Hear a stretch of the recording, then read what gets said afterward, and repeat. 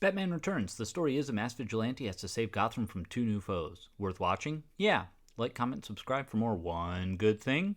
You make it so easy. I honestly didn't remember much about this movie since I only saw it once, sometime shortly after it came out. I do remember always seeing clips in passing at someone's house as it was on in the background, and it always creeped me out. Even watching it now, I find myself constantly being creeped out. What a creepy movie. Batman Returns begins by giving us an extended introduction into the Penguin being discarded as a child and thrown into the sewers of Gotham.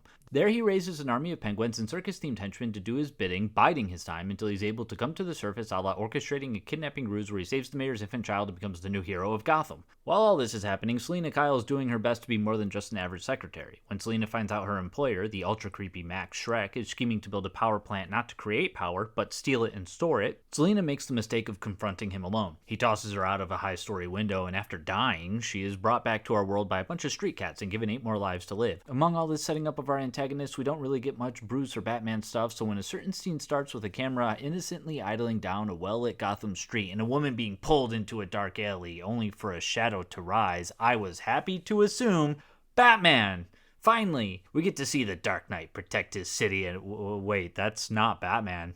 That's Catwoman. She taunts the bad guy by easily dispatching him with some swipes from her claws. The woman starts to thank the costume vigilante for saving her, but Catwoman interjects. You make it so easy, don't you? Always waiting for some Batman to save you. Oh man, Catwoman is scary. I've always appreciated the dynamic between Catwoman and Batman since she isn't really a bad gal, but rather just someone who's out for themselves in a city that should take enough care to protect itself. I love that she doesn't mind testing her new powers on someone obviously weaker, and I absolutely love that she mocks the very person she's saving. That's so Catwoman. Not only is she unbelievably sexy and at times heroic in her own way, but she will still ridicule you for not being strong enough to fend off your own mugger. Batman needs his supervillains and foil characters to play off, otherwise he's just a broody boy with street-level thugs to dispatch. By cementing a large amount of runtime for his baddies, this movie shines in making Batman's return feel triumphant and needed, even if he spends some of it flirting with the right person in the wrong scenarios. But can you blame him? It's Catwoman.